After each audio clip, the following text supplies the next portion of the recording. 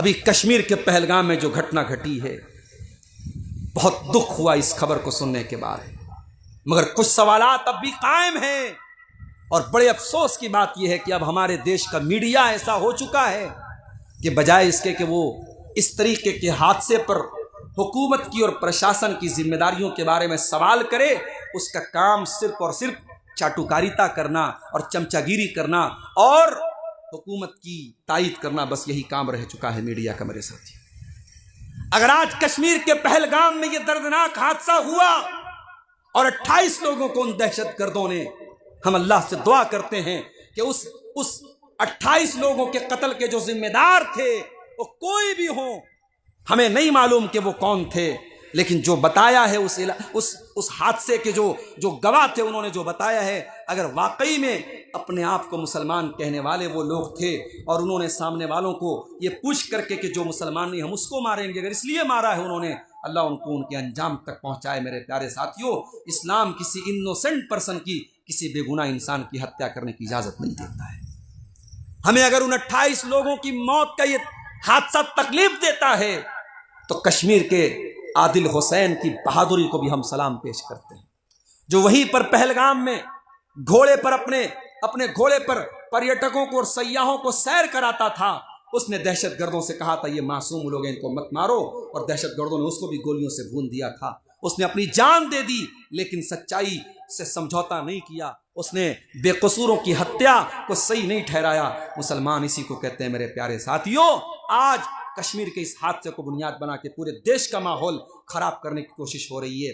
बार बार रोना रोया जा रहा है सोशल मीडिया पर कि ये टारगेट किलिंग है और मुसलमान ऐसा ही होता है और मुसलमान ऐसा ही होता है। कोई जाके बताए कि मुसलमान वो होता है जो आदिल हुसैन ने जो काम किया था, दहशतगर्दी करने वाला मुसलमान नहीं होता है। मेरे साथ वफादार बनो, घोड़े की तरह वफादार बनो। मेरे प्यारे साथी, अल्लाह के नबी फरमाते क़यामत की दिन ऐसा इंसान आएगा जो पहाड़ों के बराबर नेकियां लेकर के आएगा।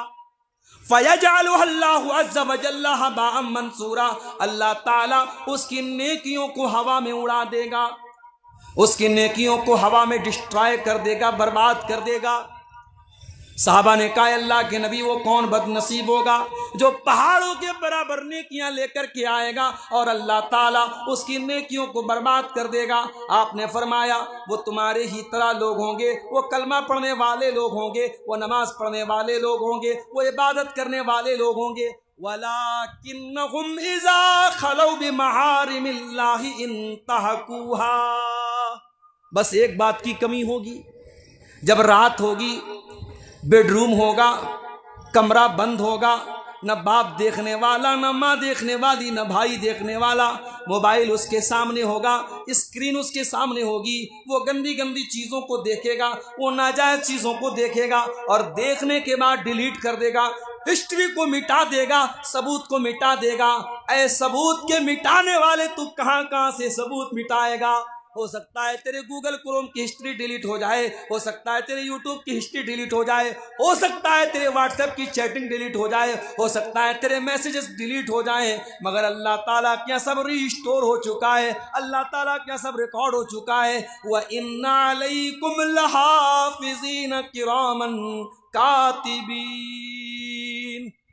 अल्लाह क्या तो सब रिकॉर्ड किया जा रहा है। मेरे साथ ओ बुआरी जोर के लोगों, इस मैदान में रात के 3 बज रहे हैं, आपने तकरीर सुनी है, कल भी सुनेंगे। ये बुआरी जोर का ये मैदान भी कल अल्लाह की बारगाह में गवाही देगा।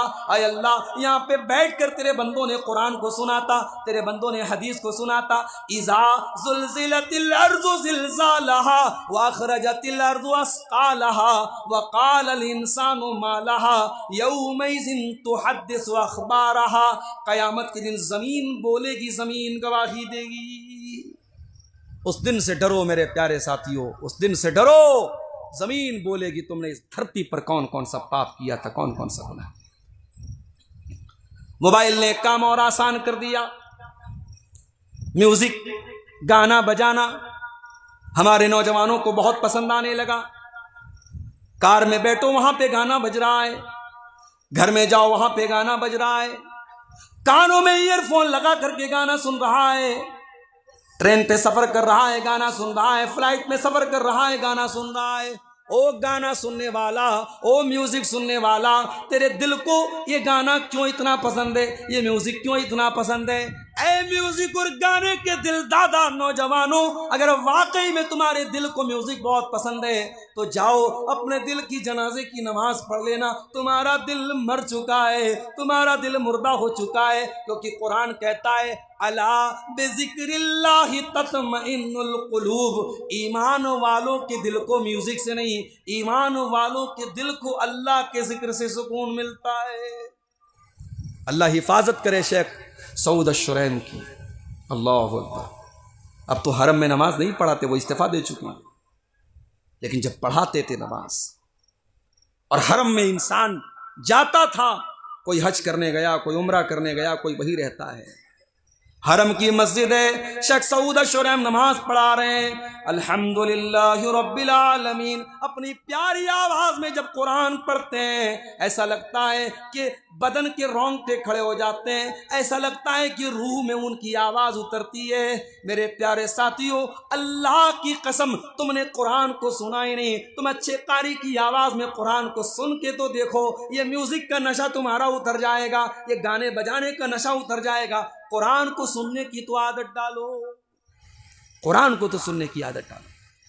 ये म्यूजिक तो इंसान का बनाया हुआ म्यूजिक, कुरान तो अल्लाह का कलाम है। कुरान को सुनने की आदत डालो, रोंगटे खड़े हो जाएंगे मेरे प्यारे साथी। लौ अंज़लना हाज़ल कुरान अला जबलिन लरअयतहु खाशियम मुतसद्दिअम मिन खशियतिल्लाह। अगर इस कुरान को हम किसी पहाड़ के ऊपर भी उतार देते, पहाड़ भी अल्लाह के खौफ से रेजा रेजा हो जाता, चकनाचूर हो जाता। ऐ इंसान, तेरे सीने में जो दिल है वो तो मामूली सा गोश्त पोस्ट का दिल है, तेरे दिल की क्या औकात है? ये कुरान तो पहाड़ों को भी चीर सकता था, पहाड़ों को भी रेजा रेजा कर सकता था। नौजवानों, गाने के इस चाल से निकल जाओ, और अल्लाह ना करे गाना सुनते सुनते अगर मौत आ गई तब क्या अंजाम होगा? कब्र में भी वही गाना सुनोगे क्या? इसलिए कि अल्लाह के नबी फरमाते हैं, युबासु कुल्लु अब्दिन अला मा मात अलैहि, बंदा जिस हाल में मरेगा उसी हाल में कल कयामत के दिन उठाया जाएगा। अगर तुमने गाना हेडफोन लगा के, ईयरफोन लगा के गाना सुन रहे हो, उसी हालत में मौत आ गई तो कयामत के दिन गाना सुनते हुए उठाए जाओगे। अगर उसी हालत में मर गए तो कयामत के दिन गाना ईयरफोन कानों में लगा होगा और गाना सुन रहे होगे। जिस हाल में इंसान मरेगा उसी हाल में कयामत के दिन उठाया जाएगा। इसीलिए अल्लाह के नबी फरमाते हैं कि जो हज करने वाला, उम्रा करने वाला जाता है, अगर इहराम की हालत में उसका इंतकाल हो जाए, अल्लाह के नबी फरमाते हैं उसको अलग से किसी कपड़े में मत कफनाना, उसी इहराम की चादर में कफना देना। फ़इन्नहु याती यौमल क़ियामति मुलब्बियन, इसलिए कि जब क़यामत के दिन वो उठेगा, लब्बैक अल्लाहुम्मा लब्बैक कहता हुआ उठेगा, उसी हाल में उठेगा। मेरे प्यारे साथियों, मोबाइल ने एक काम और आसान कर दिया, एक गुनाह को और आसान कर दिया। जासूसी करना, लोगों की ताक झांक करना, बिला जरूरत लोगों की कॉल को रिकॉर्ड करना, बिला जरूरत किसी का मोबाइल लेकर के चेक करना। याद रखो मेरे प्यारे साथियों, कुरान कहता है वला तजस्ससु, किसी की जासूसी न किया करो। अल्लाह के नबी फरमाते हैं मनिस्तमा इला कौमिन वहुम लहू कारिहून, अगर कोई किसी की बात को सुन रहा है और वो लोग पसंद नहीं कर रहे हैं, सुब्बा फी उज़ुनैहि अलआन को यौमल क़ियामा, तो जासूसी करने वाले के कान में क़यामत के दिन पिघला हुआ तांबा डाला जाएगा, पिघला हुआ लोहा उसके कान में डाला जाएगा। खबरदार, किसी की कॉल को रिकॉर्ड करना जायज़ नहीं उसकी इजाज़त के बगैर। कभी कभी मेरे पास लोग फ़ोन करते हैं मसले मसाइल के, और बहुत अच्छे लोग भी होते हैं, वो कहते हैं कि मौलाना साहब मैं आपसे एक मसला पूछना चाहता हूं, अगर आपकी इजाज़त हो तो मैं कॉल रिकॉर्ड कर लूँ। और बाज़ ऐसे भी होते हैं ऑटोमेटिक वो रिकॉर्डिंग पे लगाए रहते हैं, हमको पता भी नहीं चलता, बाद में वो रिकॉर्डिंग भेज देते हैं। तो बगैर इजाज़त किसी की कॉल को रिकॉर्ड करना ये जायज़ नहीं है। मेरे प्यारे साथी, इस मोबाइल के आने के बाद एक काम और हो रहा है, लोगों की इज्जतों पर हमला करना। एआई का दौर है साहब, कब किसके फोटो के जरिए नकली वीडियो बना दी जाए, कब किसका कोई गंदा वीडियो आ जाए, सामने कुछ नहीं कहा जा सकता। अभी मैंने एक वीडियो देखा, हमारे प्रधानमंत्री जी की तस्वीर को लगा करके ये दिखाया गया कि वो गन्ना बेच रहे हैं। आज तक तो हमने सुना कि वो चाय बेचा करते थे किसी दौर में, अब वीडियो बन के आ रहा है साहब कि एक गिलास गन्ना का जूस ले लो 20 रुपये का, वो मोदी जी बोल रहे हैं। तो ये एआई की मदद से ये हो रहा है। तो इस दौर में जब एआई की मदद से नकली वीडियो बनाया जा रहा है मेरे प्यारे साथियों, बहुत होशियार रहने की जरूरत है। किसी की इज्जत व आबरू पर बगैर जांच पड़ताल के हमला मत करना, किसी की इज्जत पर हमला मत करना मेरे प्यारे साथियों। अल्लाह के नबी के एक हदीस आपको सुनाना चाहता हूं। अल्लाह के नबी फरमाते, या माशर मन आमन बिलिसानिही वलम युमिन बिक़ल्बिही, ऐ वो लोगो जो जबान से तो ईमान लाए हो मगर दिल से ईमान नहीं लाए हो, ला तुज़ुल मुस्लिमीन वला तुअय्यिरूहुम, खबरदार मुसलमानों को अजियत न देना, मुसलमानों को आर न दिलाना, वला तत्तबिउ औरातिहिम, और मुसलमान की आबरू के पीछे मत पड़ना, क्योंकि जो अपने मुसलमान भाई की आबरू के पीछे पड़ेगा अल्लाह उसकी आबरू के पीछे पड़ जाएगा, और अल्लाह जिसकी आबरू के पीछे पड़ जाएगा यफ़दाहु फी बैतिही, अल्लाह उसके घर में उसको जलील कर देगा। अगर कभी अपने किसी मुसलमान भाई की कोई गलत चीज़ आपके हाथ लग भी जाए, आप उसको पर्सनल में अकेले में जाके समझाओ, उसकी इस्लाह करो, उसको जलील मत करो मेरे प्यारे साथियों। अल्लाह के नबी ने फरमाया, मन सतर मुस्लिमन सतरहुल्लाहु यौमल क़ियामा, जो किसी मुसलमान के ऐब पर पर्दा डालेगा क़यामत के दिन अल्लाह ताला उसके ऐब के ऊपर पर्दा डालेगा। मोबाइल ने एक काम और कर दिया, मर्दोज़न के इख्तिलात को आसान कर दिया। जी हाँ, फेसबुक है, लड़का भी फेसबुक चला रहा है, लड़की भी फेसबुक चला रही है। लड़का फेसबुक पर आकर के लड़की को सलाम करता है, लड़की बेचारी फौरन सलाम का जवाब देती है। लड़का कहता है, ऐ मेरी दीनी बहन आप कहाँ की रहने वाली हैं? लड़की गांव का एड्रेस बताती है, अपने घर का एड्रेस बताती है। लड़का बातचीत बढ़ाता है, फिर लड़का उसकी आवाज़ सुनने की डिमांड करने लगता है, उसका मोबाइल नंबर मांगने लगता है, फिर लड़का लड़की को मजा आने लगता है, फिर बातचीत का सिलसिला आगे बढ़ता है, फिर वो बातचीत मुलाकात तक पहुंच जाती है। मेरे प्यारे साथियों, ये जो नाजायज़ मिलना जुलना है, ये आज सोशल मीडिया की वजह से बहुत आम हो रहा है। इसीलिए अल्लाह के नबी ने इसके सारे रास्तों को बंद कर दिया और आपने फरमाया, इय्याकुम वद्दुखूल अलन निसा, ऐ मर्दो किसी गैर महरम औरत के पास तन्हाई में न जाया करो। आजकल एक नया फैशन चला है, लड़के जो होते हैं ना, लड़के कॉलेज में लड़का पढ़ रहा है, अब उसके घर में किसी की शादी है, तो अपने माँ बाप से कहता है कि मेरी शादी में मेरे दोस्त लोग भी आएंगे और मेरी दोस्त लोग भी आएंगी, मेरे दोस्त लोग भी आएंगे और मेरी दोस्त लोग भी आएंगी। उसकी कॉलेज की दोस्त लोग हैं और लड़के के माँ बाप अलाउ करते हैं। खबरदार, शरीयत में कोई मर्द और औरत आपस में दोस्त नहीं हो सकते। अगर जिसको तुम दोस्ती कह रहे हो, ये ढकोसलेबाजी है। मर्द और औरत के बीच में दोस्ती का कोई रिश्ता नहीं होता मेरे साथ। ये दोस्ती अगर है तो नाजायज और हराम है, शरीयत की नज़र में ये बदकारी और ज़िनाकारी की तरफ लेके जाने वाली। तो बड़े अजीब गरीब दौर से हम गुजर रहे हैं। पहले फ्रेंड होता था, फ्रेंड, अब फ्रेंड अलग है, बेस्ट फ्रेंड अलग है, बॉय फ्रेंड अलग है, गर्ल फ्रेंड अलग है। फ्रेंड में भी बहुत सारे फ्रेंड है मेरे प्यारे साथी। ये सोशल मीडिया का कमाल है कि आज ये नाजायज रिश्ते मेरे प्यारे साथियों अब मुसलमानों के घरों में भी पनप रहे हैं। अब लड़कियां कह रही मेरा दोस्त आया है, लड़के कह रहे मेरी दोस्त आई है। माफ करना, लड़के लड़कियों के बीच में कोई दोस्ती का रिश्ता नहीं होता है मेरे साथियों। नबी ने फरमाया, खबरदार, गैर महरम औरतों के पास अकेले में न जाया करो। सहाबा ने पूछा, अल्लाह के नबी, क्या देवर भी अपनी भाभी के पास अकेले में नहीं जा सकता? क्या जेठ भी अपनी भावज के पास अकेले में नहीं जा सकता? क्या जीजा भी अपनी साली के पास अकेले में नहीं जा सकता? आज आम बात है, कई घरों में शौहर बाहर काम कर रहा है, बंबई में, दिल्ली में, कलकत्ता में, दुबई में, सऊदी में, बीवी घर में अकेली रहती है, ज्वाइंट फैमिली सिस्टम है, देवर भी उसी घर में है, जेठ भी उसी घर में है, देवर भाभी में कोई पर्दा नहीं, जेठ और भावज में कोई पर्दा नहीं। कितने फितने हो चुके और हो रहे हैं, कितने घरों में ज़िनाकारी पनप रही है। कब तक चलेगा ये हराम काम? मेरे प्यारे साथियों, अल्लाह की शरीयत से बगावत करोगे तो अंजाम हमेशा बुरा निकलेगा। नबी ने फरमाया देवर भाभी के लिए मौत है, जीजा साली के लिए मौत है। आज शादी होती है, सालियां अपने जीजा से मजाक करती हैं, उसके साथ बाइक पर चिपक करके बैठती हैं, घूमने फिरने जाती हैं। कहने वाले यहां तक कहते हैं साली तो आधी घरवाली होती है। माफ करना, ये होगा दुनिया के किसी कल्चर में कि साली आधी घरवाली होती होगी। इस्लाम में साली गैर महरम है और गैर महरम से पर्दा होना चाहिए। साली को अपने जीजा से पर्दा करना चाहिए। कभी कभी ट्रेनों में सफर करो तो नजर आता है जीजा साली के बीच में हंसी मजाक हो रहा है। फ्लाइटों में कभी देखो, ट्रेनों में देखो, जीजा साली देवर भाभी के बीच में हंसी मजाक हो रहा है। मेरे प्यारे साथियों, इस्लाम इसकी इजाजत नहीं देता है। इस्लाम बड़ा पाक और साफ मज़हब। इस्लाम ने ज़िनाकारी से को करने से नहीं रोका, बल्कि ज़िनाकारी के करीब भी जाने से रोका है। फरमाया वला तक़रबुज़्ज़िना, मेरे बंदो तुम ज़िना के करीब भी न जाना। इन्नहु कान फ़ाहिशतन व साअ सबीला, ये बहुत गंदा काम है, बहुत बुरा रास्ता है।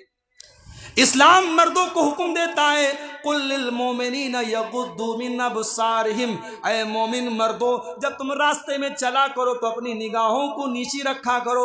जवानों तुम भी सुन लो, बूढ़ो तुम भी सुन लो, ऐ मर्दों तुम सुन लो, जब तुम रास्ते में चला करो अपनी निगाहों को नीची रखा करो। वयहफ़ज़ू फ़ुरूजहुम, और अपनी शर्मगाह की हिफाजत किया करो। जब तक निगाहों की हिफाजत नहीं होगी तब तक शर्मगाह की हिफाजत नहीं हो सकती मेरे साथ। और औरत से क्या कहा गया?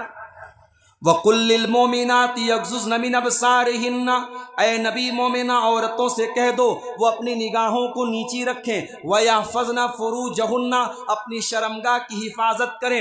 वला युबदीन ज़ीनतहुन्ना, और अपनी ब्यूटी को, अपनी खूबसूरती को जाहिर न करें। अब देहात में देखता हूँ लड़कियां नकाब पहन के आई हैं, नकाब के ऊपर लाइट जल रही है, नकाब के ऊपर लाइट जल रही है। भाई जब नकाब पहनी हो तो नकाब के ऊपर लाइट की क्या जरूरत है?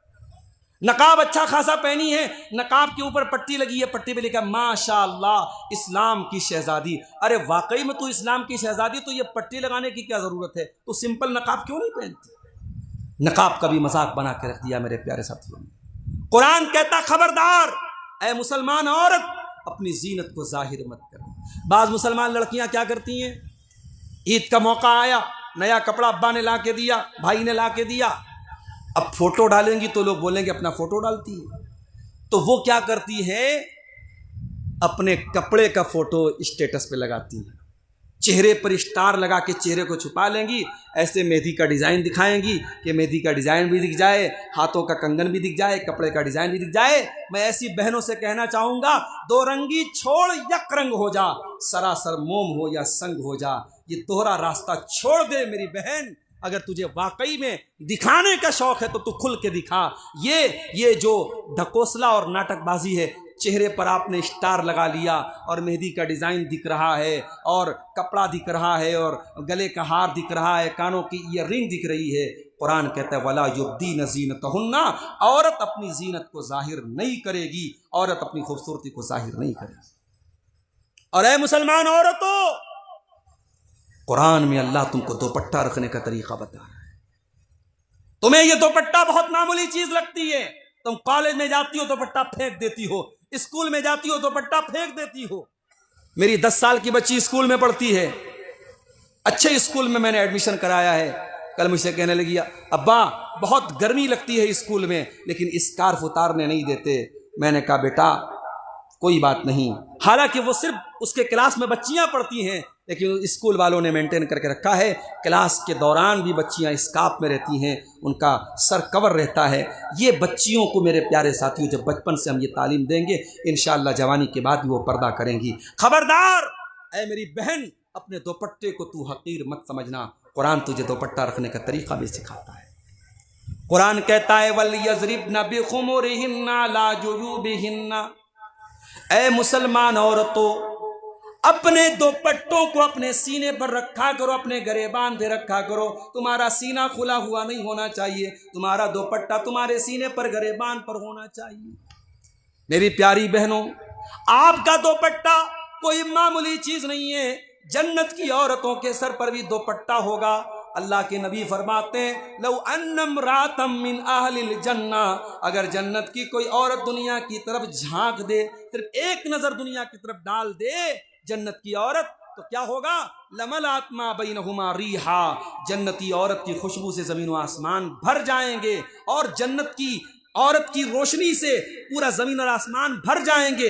वाला नसीफुहा अला रासिया खैरु मिन दुनिया व मा फीहा, और जन्नती औरत के सर का जो दुपट्टा है ये दुनिया और दुनिया की सारी नेमतों से बेहतर है। ऐ मेरी बहन, अगर तू तेरे सर पे दुपट्टा है तो तू खुश नसीब है कि तू जन्नती औरत का लिबास ओढ़ रही और पहन रही है। जन्नत की औरतें टॉप और स्कर्ट नहीं पहनेंगी, जन्नत की औरतें बिकनी नहीं पहनेंगी, जन्नत की औरतें जींस की पैंट नहीं पहनेंगी। जन्नत की औरतों के सर पर भी दुपट्टा होगा। वो दुपट्टा